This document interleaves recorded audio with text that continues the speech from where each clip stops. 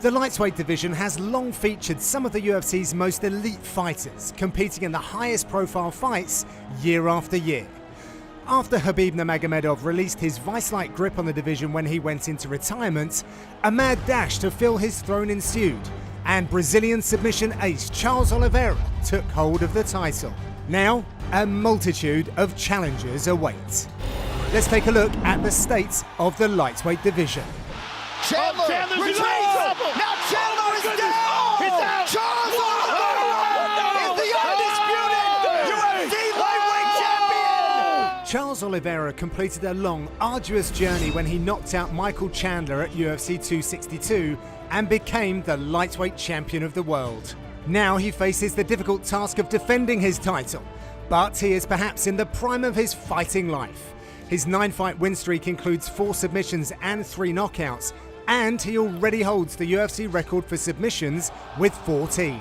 Altogether, Sao Paulo's do Bronx stands as one of the most dangerous and difficult puzzles to solve in mixed martial arts. A worthy champion awaiting his first challenger. Which brings us to the Diamond.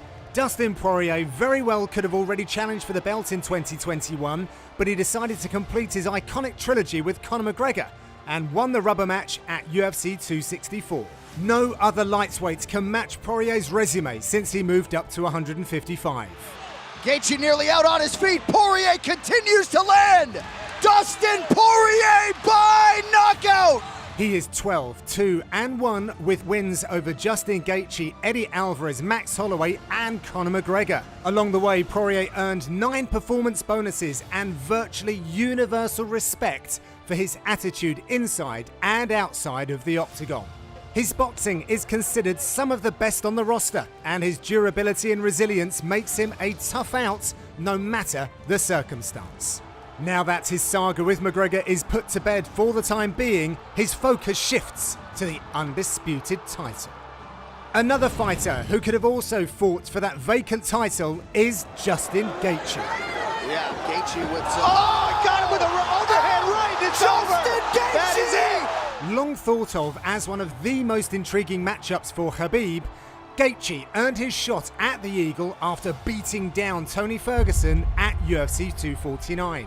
Sadly for Gaethje fans, he fell short in October 2020 at UFC 254 in what became Khabib's retirement fight, and we haven't seen the highlights since. Gaethje had as good of a case to compete for the vacant title earlier in the year, and whether he gets his second shot at the title after Poirier or needs to earn another victory first, he is certainly a mainstay among the lightweight elites. The newest face among that elite is Beneil Dariush, who recently submitted his name for consideration as one of the best 155ers after his dominant win over Tony Ferguson at UFC 262.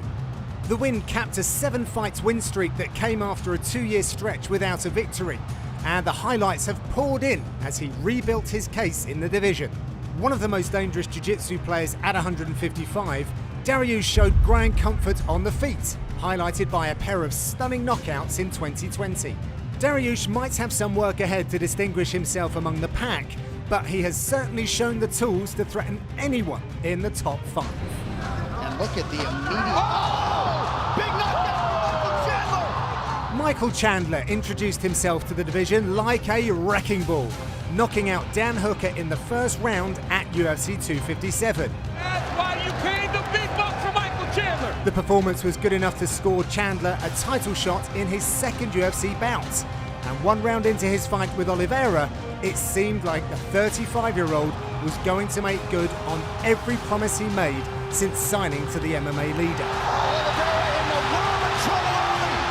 Of course, Oliveira turned the tables, but Chandler showed he is more than capable of becoming a champion at the highest level.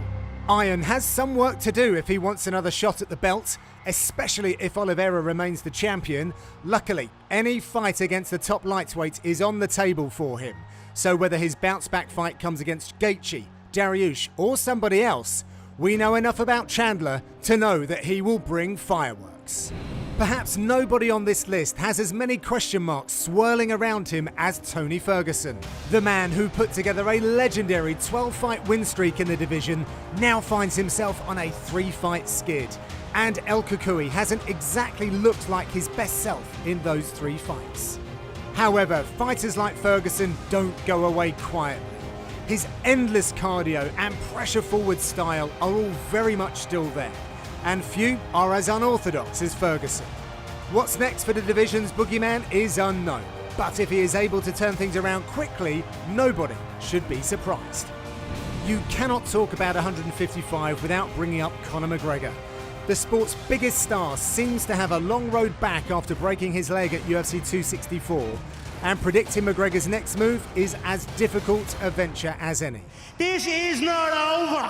He seemed adamant about a 4th fight with Poirier, but as always, McGregor has options after he recovers, such as a trilogy fight against Nate Diaz, or perhaps an overdue matchup against Rafael dos Anjos.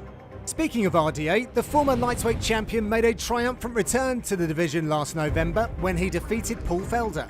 The 36-year-old has waited for his next chance to pick up a big win, and after weighing in as a backup at UFC 264, you know he is certainly chomping at the bit to return to action. Someone who could make sense for RDA is Islam Makhachev. Fresh off another dominant win in his first UFC main event, Makhachev finds himself on an 8-fight win streak. With Khabib in his corner, Makhachev is in a remarkably similar spot as his mentor. He seems like the fight nobody in the division wants because of his suffocating sambo wrestling and powerful striking. But if he keeps racking up wins, he cannot be denied for long. He and RDA were already booked once before, so it could make the most sense for both men. When a top matchup is booked in the lightweight division, it captures all eyes, and for good reason. Oliveira is the division's king, but the challengers are coming.